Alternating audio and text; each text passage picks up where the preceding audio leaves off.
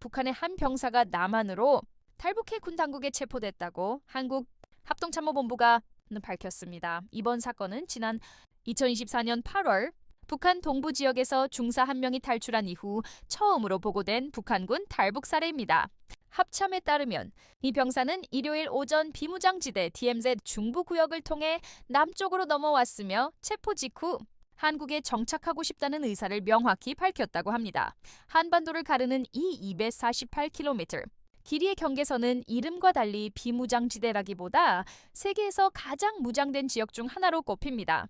폭 4km의 DMZ에는 수많은 지뢰와 철조망, 전차 방호벽이 촘촘히 깔려 있고 양측 모두 고성능 감시 장비와 무장 병력을 상시 배치하고 있습니다.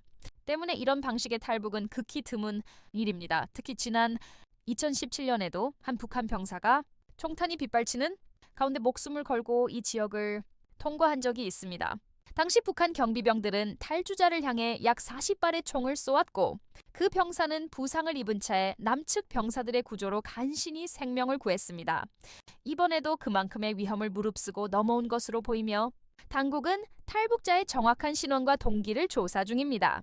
현재까지 1953년 한국전쟁 정전 이후 약 3만 4천 명의 북한 주민이 남한으로 탈출했지만 대부분은 중국을 경유해 넘어왔습니다.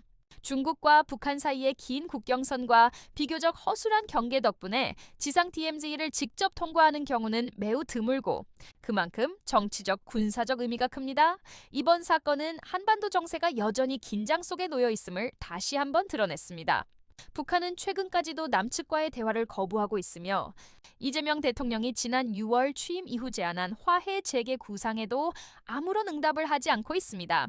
전문가들은 이번 탈북이 단순한 개인적 결단을 넘어 북한 내부의 통제, 강화와 주민 불만을 반영한 신호일 가능성도 있다고 분석합니다. 다만 정부는 탈북 병사의 신변을 보호하고 인도적 절차에 따라 정착을 지원할 방침이며 동시에 이번 사건이 남북관계에 미칠 파장을 예의주시하고 있습니다.